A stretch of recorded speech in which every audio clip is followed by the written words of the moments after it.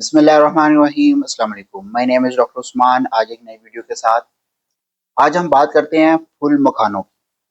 बहुत कम लोगों को पता है, पुराने लोगों को पता है, आजकल के बच्चों को इसके बारे में नहीं पता, ना इसको किसी को पसंद आता है। फुल मखाने सबसे पहले बात करते हैं ये असल में बनते कैसे हैं। आपने अक्सर देखा होगा ये व्हाइट व्हाइट कलर के छोटे-छोटे गोल-मटोल व नरम-नरम से, ये कहाँ से बनते हैं, ये कैसे उगते हैं, कैसे किस चीज़ का ये पॉपकॉर्न होता है। जिस तरह से आपने पॉपकॉर्न फुल्ले जिसको कहते हैं वो खाए होंगे, मकई है उसको हीट अप किया जाता है तो वो फुल्ले बन जाते हैं तो उसको पॉपकॉर्न कहते हैं।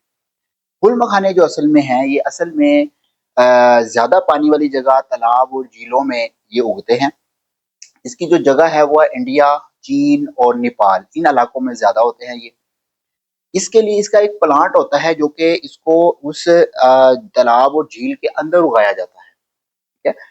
उसके बाद जब उसको निकाला जाता है तो काले मोटे बीज होते हैं, काले रंग के बीज गोल-गोल से इसके बीज होते हैं, जिनको फिर छान के पानी से निकाला जाता है और उसकी जड़ें और सारा कुछ इसका अलग कर दिया जाता है, छाना जाता है। उसके बाद उसको अच्छी तरह से वॉश करने के बाद इसको धूप में सुखा लिया जाता है। धूप में सुखाने के बाद जब ये अच्छी तरह से खुश्क हो जाएँ, फिर इनको एक कढ़ाई में डालकर इसको हीट अप किया जाता है।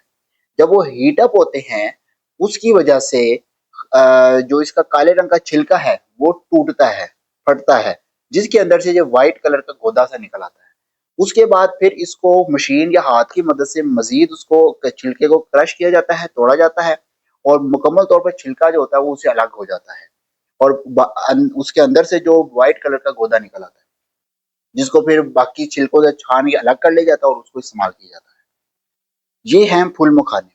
बहुत ही अच्छी चीज़ है और नेचुरल चीज़ है। इसके क्या-क्या फ़ायदे हैं, इसके अंदर फाइबर होता है, वज़न कंट्रोल कर सकता है। इसका वज़न कंट्रोल करने का वही मैकेनिज़्म है जो कि इसबगोल छिलके का, चिया सीड्स का है।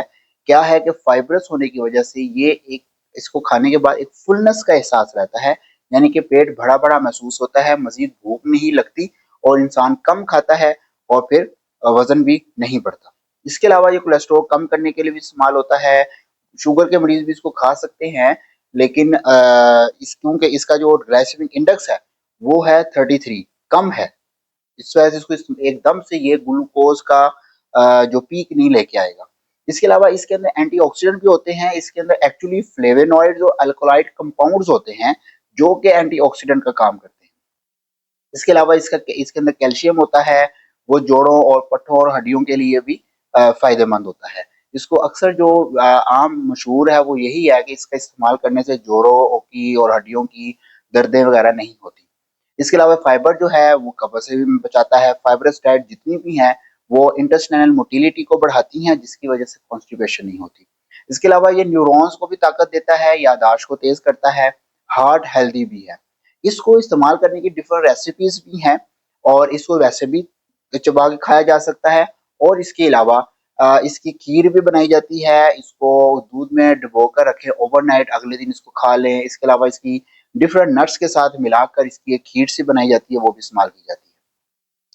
तो ये इस तरह की जो ग़िज़ाएँ हैं, जो नेचुरल चीज़ें, नेचुरल स्नैक्स हैं, इसको आप इस्तेमाल किया करें। आप नाश्ते और जो लंच के दरमियान कोई स्नैक्स का टाइम होता है, जिसको स्नैक टाइम कहते हैं, उसके अंदर बिस्किट्स और ये वो चीज़ें खाने की बजाय आप इन चीज़ों को अपनी रोज़मर्रा की रूटीन में लेकर आएँ। वो इसलिए कि इसके अंदर कोई एडिटिव्स नहीं है, इसके अंदर कोई प्रिज़र्वेटिव्स नहीं है।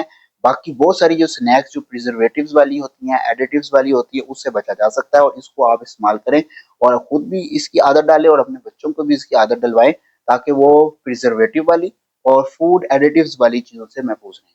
Thank you very much.